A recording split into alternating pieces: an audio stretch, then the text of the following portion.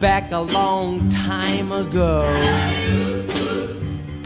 Here is something I have been thinking about for a long time. One-hit wonders get dismissed. People hear that phrase and immediately think, not quite good enough. Close but no cigar. A footnote.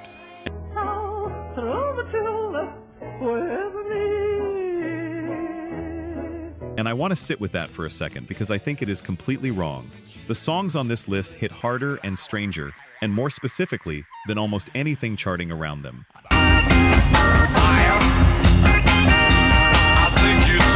They came out of nowhere, they meant something, and then they were gone.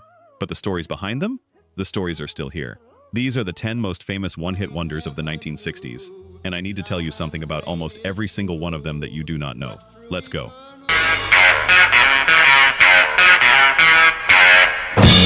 Number 10, Alley Oop, the Hollywood Argyles, 1960. Back a long time ago. The Hollywood Argyles. They had a US #1 hit record with Alley Oop in 1960, and that sounds like a band, right? 5 guys, matching jackets, a name with some history behind it. Lions and grizzly bear. Here is the thing. The Hollywood Argyles were not a band. They were a street address. 1960, Gary Paxton was under contract to another label as one half of the duo Skip and Flip, which meant he wasn't contractually allowed to record anything under his own name, since he made Alley Oop for another label. Jungle jive. Look at that caveman go. So he named his new band after the intersection of Hollywood and Argyle Boulevards, near where he was recording. There was no band. There were session musicians. Everyone in the session was apparently drunk, and they were paid $25 apiece for their time.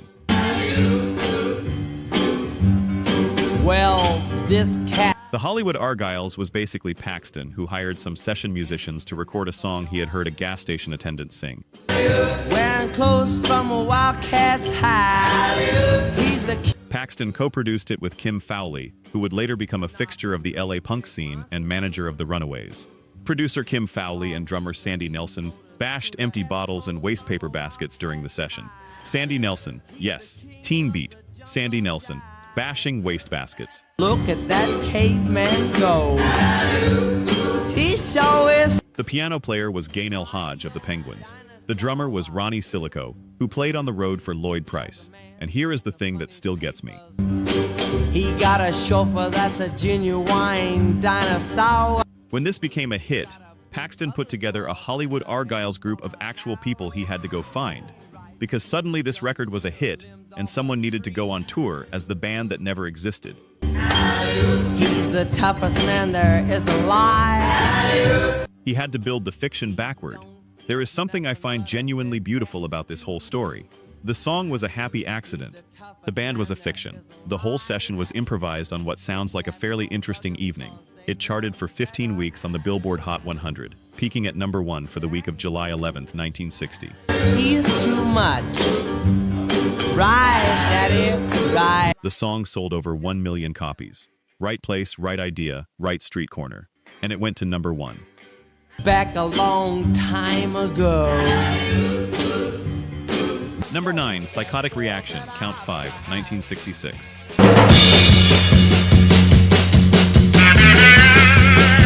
I remember the first time I actually sat down and listened to Psychotic Reaction. I mean, genuinely listened. And I thought, this is what it sounds like when music is too young to know it is not supposed to sound like this. Get your love, I must stay away. There is a kind of controlled mayhem here that very few bands have ever managed. And the band that made it, they were 18 years old. From the suburbs of San Jose, they first drew attention by wearing Dracula-style capes to their gigs. Oh, little girl, psychotic reaction. Irish national John Sean Byrne had just moved to San Jose, California from Dublin and was sitting on his porch when he heard the band, then called the Squires, practicing R&B and British Invasion covers across the street.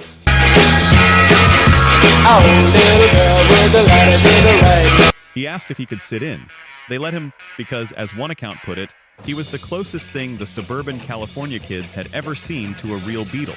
That one decision is what made the song. Psychotic Reaction was played as an instrumental for 6 months before anyone wrote lyrics for it.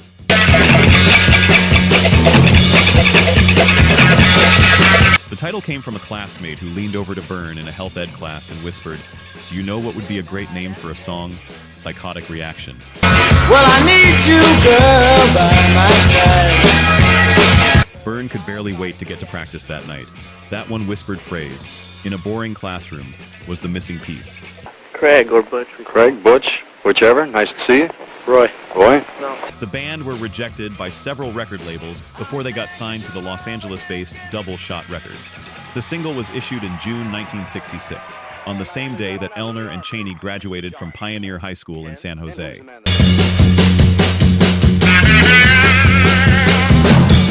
By September, it was in the top 5 nationally. These kids were on American Bandstand and touring with the Beach Boys before the summer ended.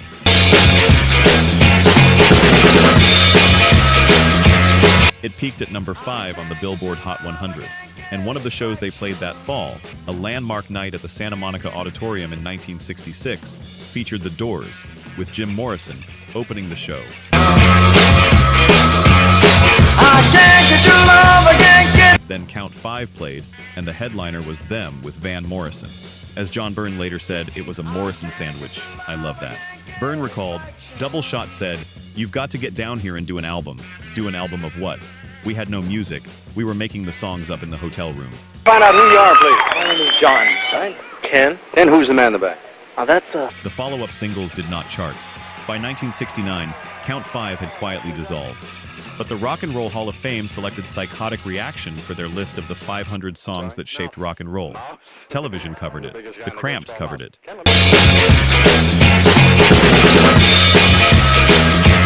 Tom Petty and the Heartbreakers played it live.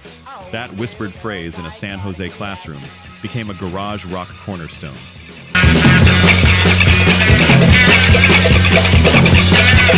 Let's look at the numbers. Only 9% of you are actually subscribed. Honestly, that's tough to see. Our team spends days hunting down archives and verifying every single fact just to tell these stories right. If you've made it this far into the video, you're clearly part of the community, so please hit subscribe. It costs nothing and helps us immensely. Now, for those already subscribed, very few of you have made the jump to our membership, and that's a hard pill to swallow because you're the ones who know our value best. If this channel has moved you or inspired you, consider joining. It's the price of one coffee, but it's the literal fuel for this channel. Let's keep this alive together. Back to the story. Number 8. Dominique, the Singing Nun, 1963.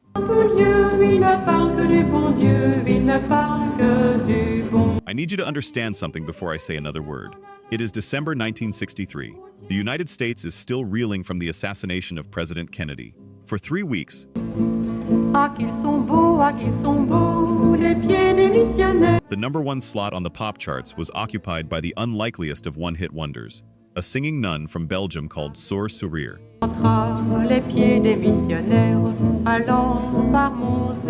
Sister Smile. She had just knocked Elvis off the top of the chart. The Christmas number 1 was sung in French, by a nun, with a guitar and a tambourine.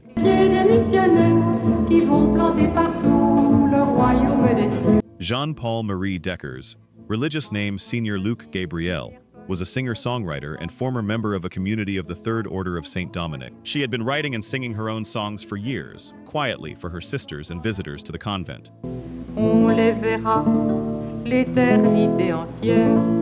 Her superiors encouraged her to record an album. She approached Philips Records in Brussels with no real expectations. The sound of Sister Luc Gabriel and a chorus of 4 nuns impressed the record company.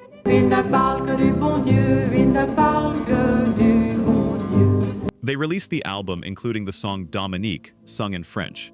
It came out as a single. Dominique outsold Elvis during its time on the Hot 100. It was the second to last number 1 hit before the British invasion.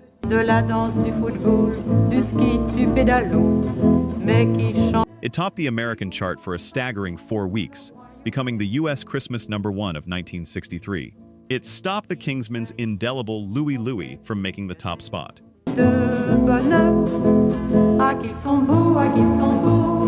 She appeared on The Ed Sullivan Show on January 5, 1964. The Beatles would take the same stage 1 month later. And here is where the story turns. Partially due to her ignorance of business matters, Deckers did not receive much money from the sales of her recordings.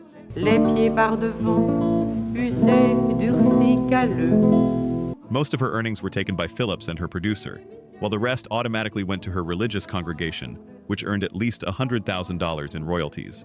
She left the convent in 1966. She tried to keep making music. She recorded a song defending contraception in 1967.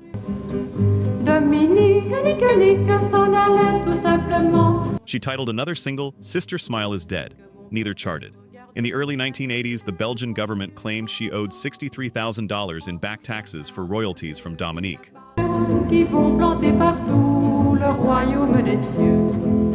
Deckers countered that as all proceeds from the record's sales were donated to the convent, no taxes were due, but the government would not relent.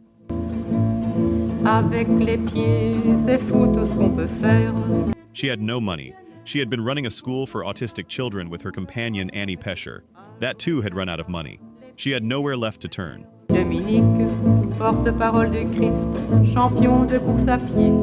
April 1985, Deckers and her companion Annie Pescher were found dead in a flat near Brussels. Both had taken an overdose of barbiturates. The note they left said simply, "We hope God will welcome us. He saw us suffer." And the most devastating detail, the thing I read and had to step away from, is this. The greatest irony of the death of the singing nun was that on the day she died, unbeknownst to her, the Belgian association in charge of collecting royalties paid her $300,000. She never knew it was coming. The song that made her famous was the same song that helped destroy her, and it was playing on radios around the world the whole time.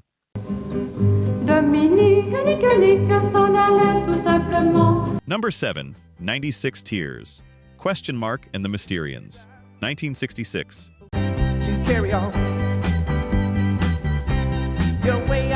The singer's legal first name is a question mark, not question mark. Just, he had it changed legally. He claims his soul originated on Mars. He has never, and I mean never, been seen in public without dark, wraparound sunglasses.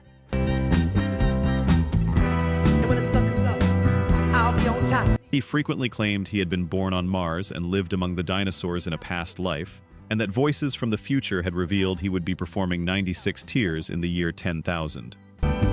For one heart to carry on. He has refused to explain what the number 96 means in the title of his only hit, and the song is one of the most recognizable things in garage rock history.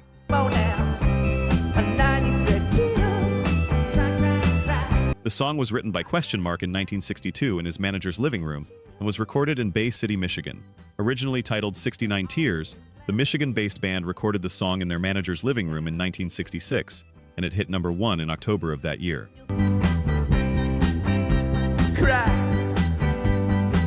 The keyboard riff, that organ sound everyone knows, came first. And here is the thing everyone thinks they know about that sound. A lot of people think my keyboard parts were done on a Farfisa or Vox Continental. But actually, I recorded the song on a Hammond A1 organ, without the rotating Leslie speaker engaged.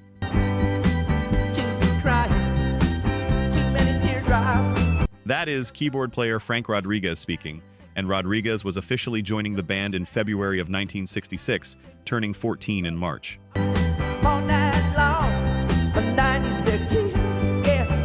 The voice you hear snarling through 96 Tears belongs to Question Mark. The organ riff belongs to a 14-year-old. 96 Tears hit number 1 on the Billboard Hot 100 on October 29, 1966.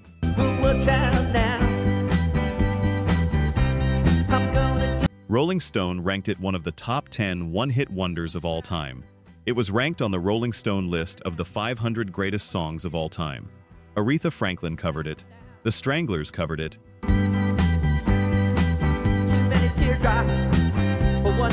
John Lennon reportedly loved the song. It was recorded in a basement by teenagers and pressed on a tiny label called Pa Go Go. Question Mark was so surprised it went anywhere that he has talked about it in interviews for 6 decades.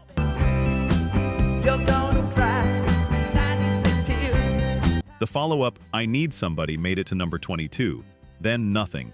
Question Mark has kept the name, kept the sunglasses, kept reforming Mysterians lineups. He was asked directly in a Songfacts interview what the number 96 means. To carry on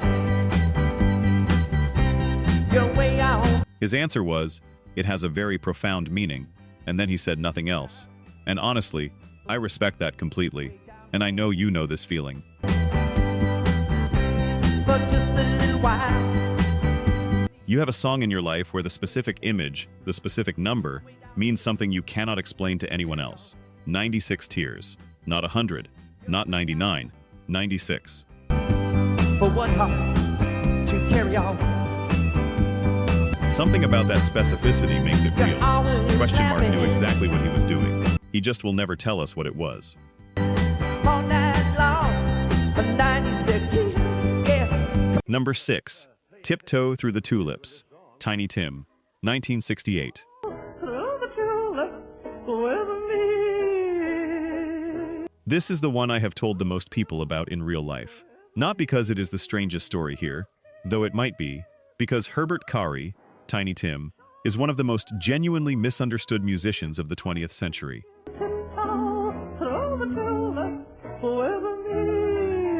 He was not a joke. He was a serious student of music who presented himself in a way that most people could only process as comedy. That distinction matters to me.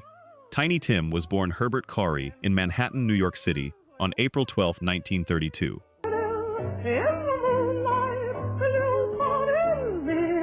When he was 5 years old, his father brought home a wind-up gramophone and a 78 RPM record that featured a 1905 recording of Henry Burr singing Beautiful Ohio. Young Corey immersed himself in the music of the past, listening for hours in his room to Burr, Rudy Valley, Al Jolson.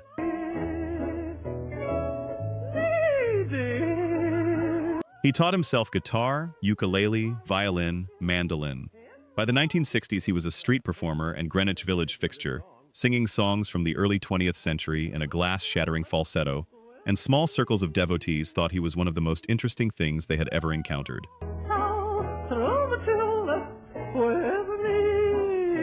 The latter performance led to a booking on Rowan and Martin's Laugh-In, an American television comedy variety show. Dan Rowan announced that Laugh-In believed in showcasing new talent and introduced Tiny Tim.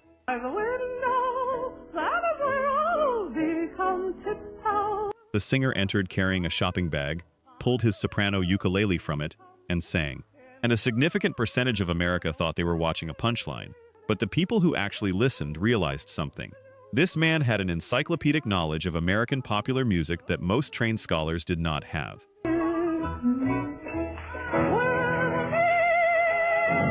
He was not performing ironic nostalgia. He genuinely loved this music with his whole self. Tiny Tim's one and only hit was his falsetto rendition of the pop standard Tiptoe Through the Tulips.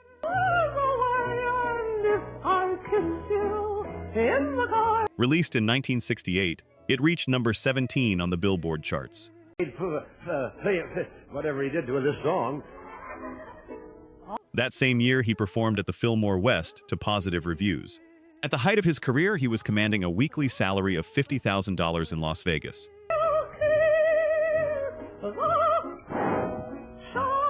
And then, December 17, 1969, he married Victoria Budinger, known to the world as Miss Vicky, on The Tonight Show with Johnny Carson.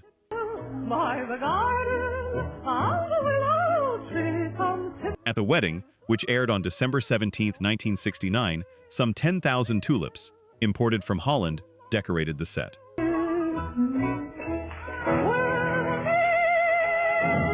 The event registered a record-breaking TV audience of 21 million viewers. Other sources put the number closer to 40 million. You just smiled. I know you did, because I did the same thing when I found those details. 10,000 tulips imported from Holland for a live television wedding, hosted by Johnny Carson.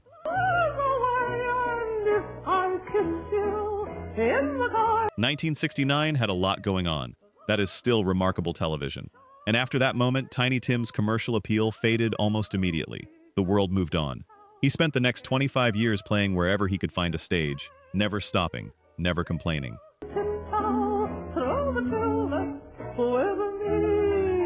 On November 30th, 1996, Corey was playing at a gala benefit hosted by the Women's Club of Minneapolis. In the middle of performing his last number of the evening, a rendition of Tiptoe Through the Tulips, he suffered a heart attack on stage.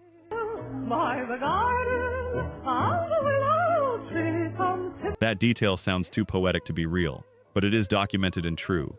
He collapsed performing the song that made him famous. And the thing a friend said afterward has stayed with me. He never stopped wanting to please an audience. He never once thought that was a bad thing.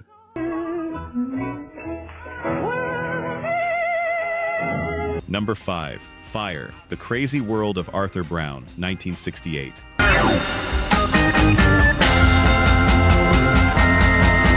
You know the opening line. I am the god of hellfire. You know the organ.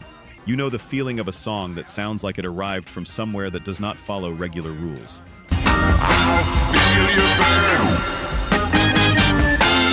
What you might not know is that Arthur Brown genuinely set himself on fire on purpose, repeatedly, and the first time it went wrong was before the record even came out.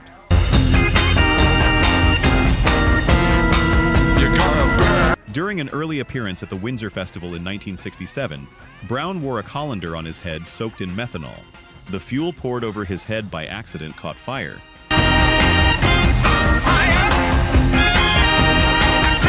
Two bystanders doused the flames by pouring beer on Brown's head, preventing any serious injury. The flaming head then became an Arthur Brown signature. He walked away with fewer chunks of hair and a new act. And the act? It was the kind of thing that makes you understand exactly why Alice Cooper and Kiss exist.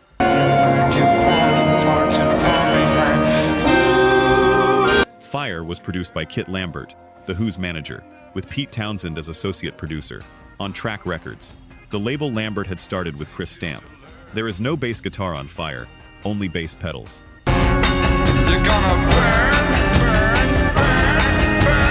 Only bass pedals, Hammond organ, and Arthur Brown's voice, which spans over 4 octaves, and which opens with a line that had literally never appeared on a rock single before.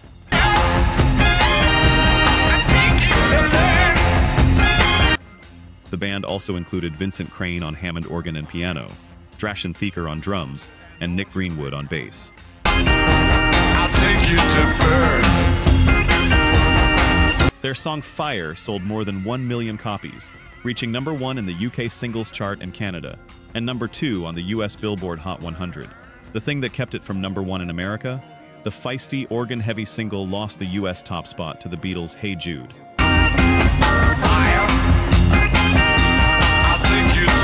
You are either amused or furious by that, and both reactions are valid. The band at one time included Carl Palmer, later of Emerson, Lake and Palmer. They were sharing bills with Jimi Hendrix, The Doors, Frank Zappa, and then the stage show was so elaborate and expensive. The pyrotechnics, the costumes, the theatrical infrastructure. The act was so expensive to stage that Brown eventually went broke.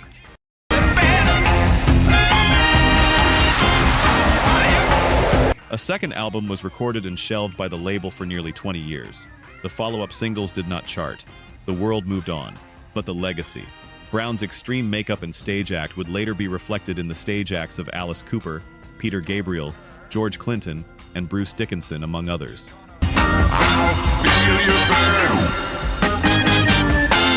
The song has since seen its opening line, I Am the God of Hellfire, sampled by The Prodigy in their 1992 rave anthem Fire. Marilyn Manson, Ozzy Osbourne covered it. One song, one moment. And shock rock as a genre may not exist in the same form without it.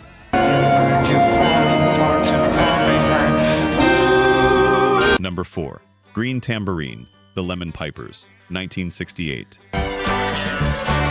Drop your silver in my tambourine. There is a very specific kind of pain that musicians talk about when they are trapped performing a song they did not write, do not love, and will be forever defined by. Tambourine. The Lemon Pipers lived that. They were a blues and hard rock band from Oxford, Ohio, college students. The band played a mixture of blues, hard rock, and folk rock, with a few covers from the Byrds and the Who.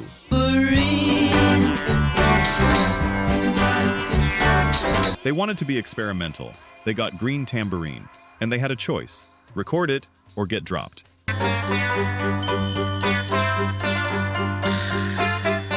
Buddha's plans for the group focused on bubblegum pop rather than rock music, and the Lemon Pipers joined a stable already containing Ohio Express and the aptly named 1910 Fruit Gum Company.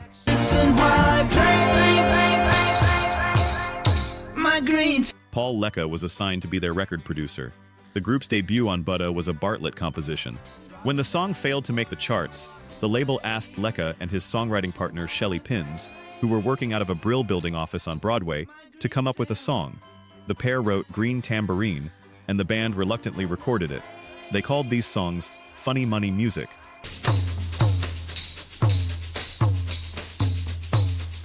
One of the band members recalled being in an 80th floor office in New York, saying to himself, "I don't want to record these stupid songs." They recorded it anyway, and Lecca added orchestrated strings and production touches that gave the track a carnival quality. When the Lemon Pipers heard the final mix, they barely recognized themselves. When you toss a coin, you hear it sing. Now Green Tambourine spent 13 weeks on the U.S. Billboard Hot 100, peaking at #1 on February 3, 1968, and sold over 1 million copies. Also, it is credited as being the first bubblegum pop chart topper. And here is the part of this story that I keep coming back to.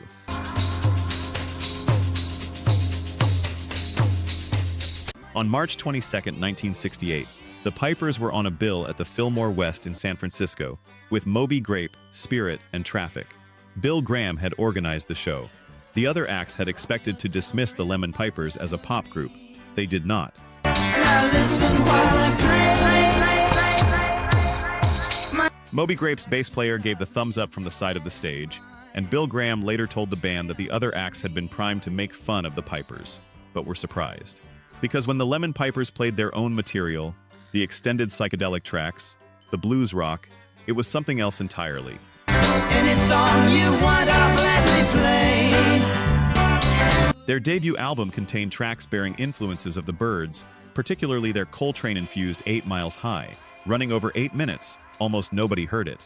Guitarist Bill Bartlett later joined Ram Jam. The Lemon Pipers broke up in 1969.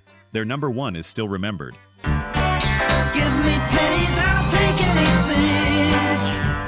The music they actually wanted to make is still sitting mostly unheard on side 2 of an album, waiting for someone to get there.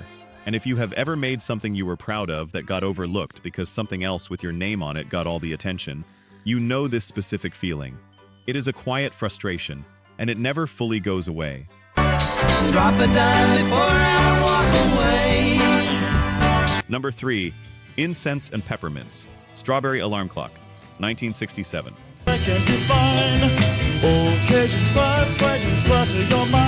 When you hear Incense and Peppermints, that swirling organ, that very specific voice, do you picture a member of the Strawberry Alarm Clock singing? Because you should not. By the one side is the least you can do. Beat makes and politics. The voice you have been hearing all these years does not belong to anyone in the band. It never did. During the recording sessions for Incense and Peppermints, the band members were not considered a right fit for the lead vocal track. Incense and peppermints, the color of time. So the lead vocals were sung by Greg Munford, a friend of the band who was present at the recording session. The 16-year-old Munford, who was singing in a group called The Shapes at the time, was invited to the recording session to sing backing vocals by the producer, Frank Slay. In the studio, Slay and the band decided that Munford's voice was better suited for the tune than that of the Strawberry Alarm Clock's lead vocalist.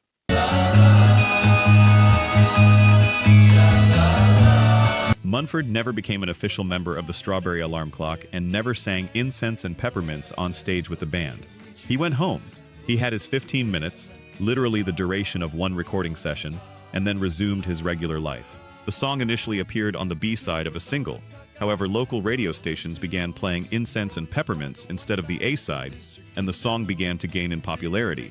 Who cares what games we choose? Little Incense and Peppermints reached the #1 position on the Billboard Hot 100 for 1 week in November of that year.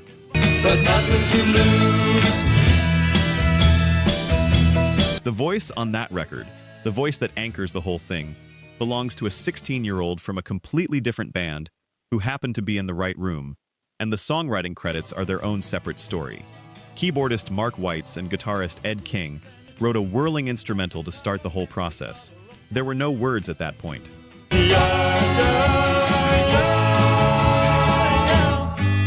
Munford never became a member of Strawberry Alarm Clock, but it's his voice you hear when you play that recording.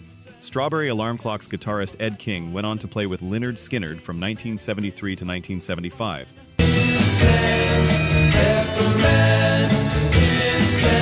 And again from 1987 to 1996.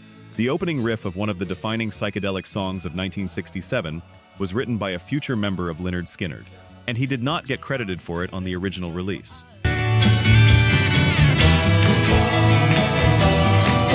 Some of you just leaned forward. That is exactly the right reaction. Because the more you dig into who got credit for what in the 1960s music industry, the more you realize how many of the stories behind the songs are stories about who got erased.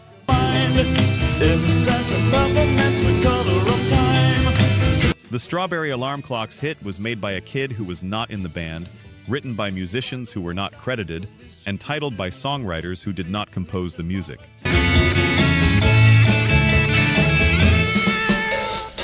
It took a village to make something that sounds completely effortless. Greg Munford recalls driving into the California hills after school to drop the single off at small radio stations.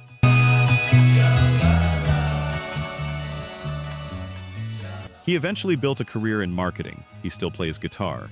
He still occasionally gets asked to sign old copies of the album.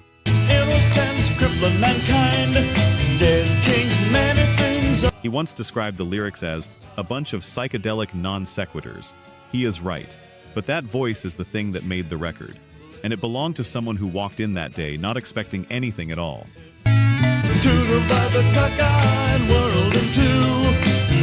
Number 2, Surfin' Bird, The Trashmen, 1963.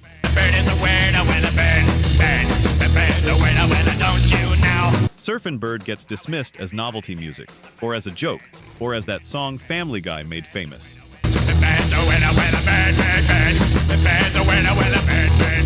And what that reading misses is that this is 4 guys from Minneapolis who drove across the country to absorb the California surf sound, came home, and then improvised something so chaotic and specific and alive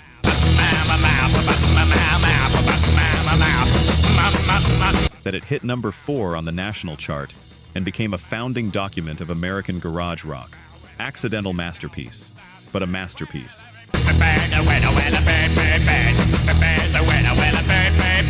The Trashmen were an American rock band formed in Minneapolis in 1962. The original lineup featured guitarists Tony Andreessen and Dal Winslow, bassist Bob Reed, and drummer Steve Warrer.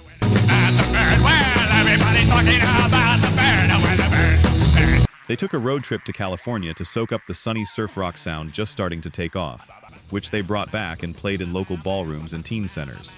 The Trashmen had not heard the Rivingtons' versions of Papa Mau Mau and the Birds the Word, but saw a band called the Sorensen Brothers playing them and decided to play the song that night at their own gig.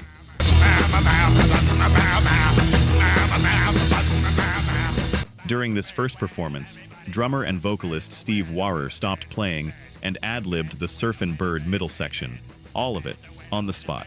A local disc jockey, Bill Deal, was at the gig and convinced the band to record the track.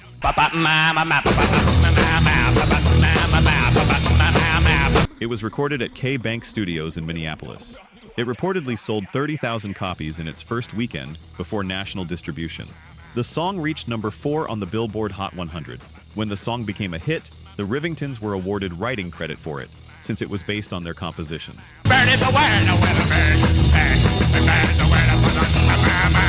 This was a huge financial benefit, as they receive royalties every time the song is used in a movie, TV show, or commercial.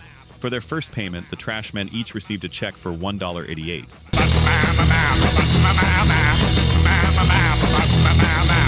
But they eventually got a lump sum of $4,500 each. Dal Winslow had his first check for $1.88 framed instead of cashing it. It is still in his basement in Minnesota.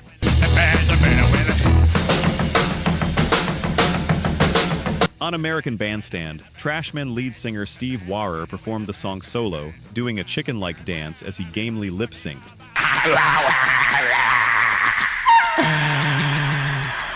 His bandmates didn't join him because the band's management wouldn't pay to fly them to Philadelphia. Dick Clark introduced it as one of the most strange and unusual sounds of 1963.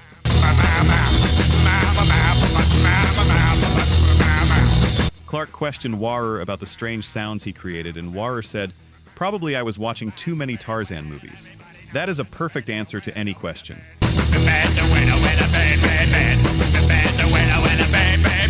Surfin' Bird has been featured in several films, including Full Metal Jacket, Pink Flamingos, and Back to the Beach. The Ramones covered it. The Cramps covered it. Family Guy made it go viral 40 years after the fact.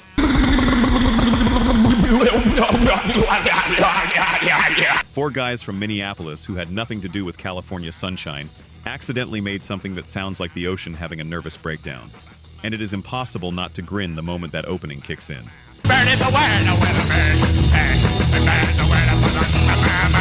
Number 1. In the year 2525, Zager and Evans, 1969.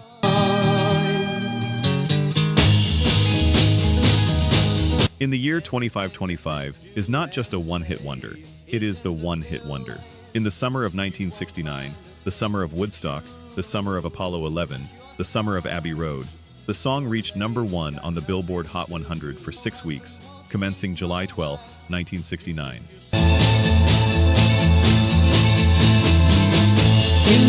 The biggest song in America was a dark, apocalyptic folk rock ballad about the end of human civilization. Written by 2 guys from Nebraska, recorded with a borrowed $500 at a small studio in Odessa, Texas. If man is gonna be alive, he's taking everything this old. Denny Zager and Rick Evans met at Nebraska Wesleyan University in 1962. They played in a band, then as a duo, doing regular gigs at a lounge in Lincoln, Nebraska. The song was written and composed by Rick Evans in 1964, in approximately 30 minutes, and sat in a drawer for 4 years. Ain't gonna need to tell the truth, tell no lies. The song imagines human civilization in 1,000-year increments. In the year 2525, technology does everything for you. In the year 5555, your arms hang limp at your sides because machines have replaced your need for them.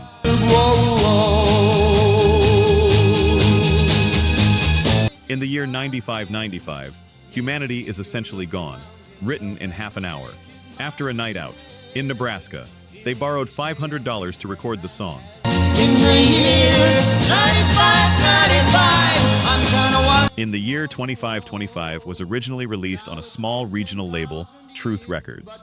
Zager and Evans shared copies with Lincoln area DJs and, thanks to supportive regional airplay, quickly sold 11,000 records. If man is gonna be alive, he's taking everything this old. The sales caught the attention of national recording labels, and the duo signed with RCA Records to release an album nationwide. You took today in the year 45. In the year 25025 started its run at the top of the US chart the week before the Apollo 11 moon landing. Think about that. In the year 8510, God is going. A song about the technological destruction of civilization was at number 1 in America, the day Neil Armstrong took his first step on the moon. Famously, the song made Zager and Evans the ultimate one-hit wonders. For many years, the Nebraska duo were the only artists to hit the top of the charts on both sides of the Atlantic, and never had another hit on Billboard's chart nor in Britain.